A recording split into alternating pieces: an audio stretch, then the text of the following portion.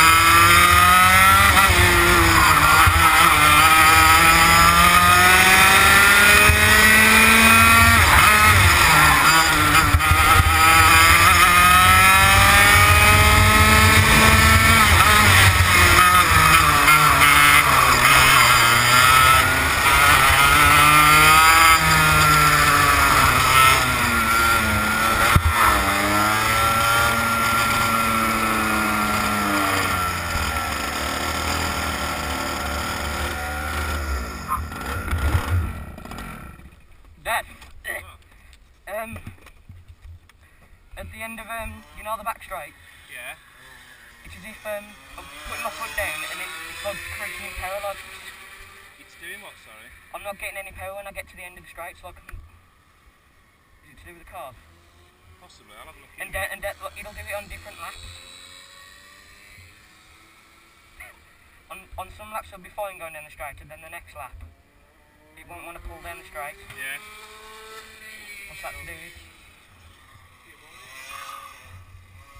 Well, your times are consistent, so Yeah, it but I can't be don't- that much wrong. Yeah, no, but I don't. I need more power.